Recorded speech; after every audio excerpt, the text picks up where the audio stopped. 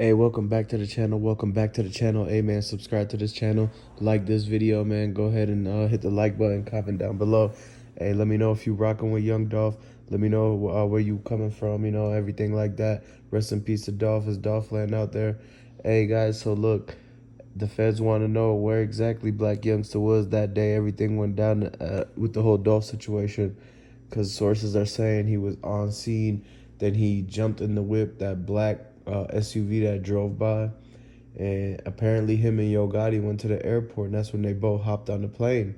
So they're trying to figure out exactly what he was doing that day because if you go back and look at all my videos, they never actually explain where exactly the official report of like where Blac Youngsta actually was on paper and on the tracking location. So if you remember, Moneybag Yo's Bluetooth connected to the car is what pinged the location of all of them being there. That crossed with the fact that witnesses on scene in the parking lot at the Church's Chicken and at the Family Dollar seen Blac Youngsta running off the side and possibly out that back door area.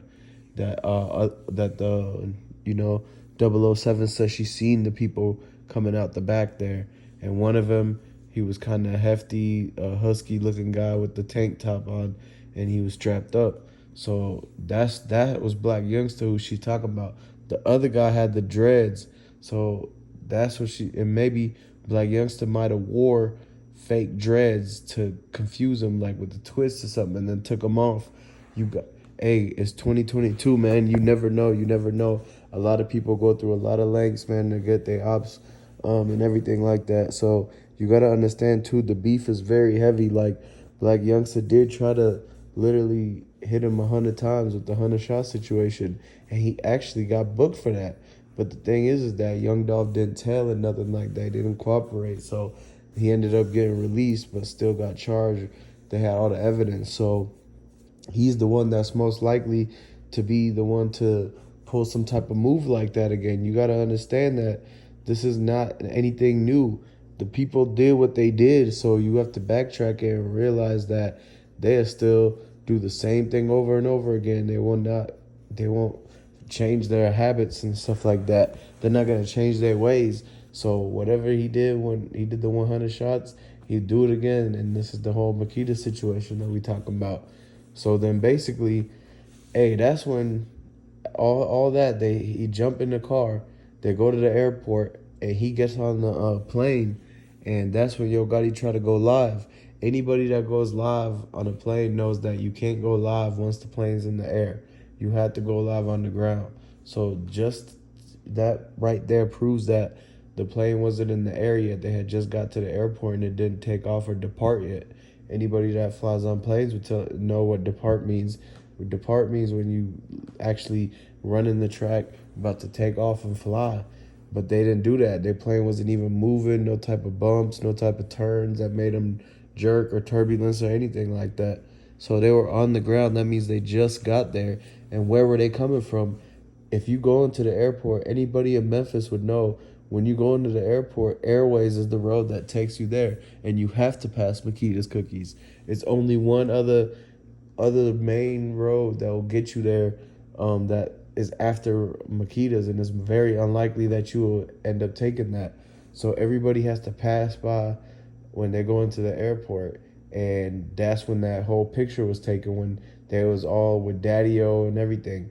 That's how you know it's a back door. Daddy-O and Yo Gotti was best friends. They literally went to school with each other.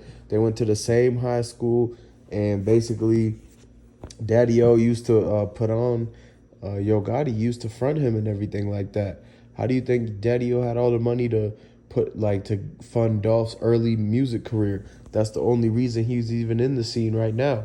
If Daddy-O didn't give Dolph this certain type of money in the beginning to go do the studio time, then remember, because the Lost took Dolph's money, so he needed some bread to invest in himself to go to the studio time. And that's when Daddy-O started giving him the bread to be able to go and do that. So that pretty much snowball affected into Dolph ended up having a hit while he was having Daddy-O fund the studio time. And that's when Daddy-O said, hey, I need a bigger cut from everything because you had a hit, and that means and I'm the one who gave you the bread. So just out of showing respect, that the fact that the man helped him, he decided to start the PRE. He said, "Hey, we should really go in on the PRE. Like, boom. If you're gonna really help me with this music stuff, help me get this in line, so we can get everything done in independent."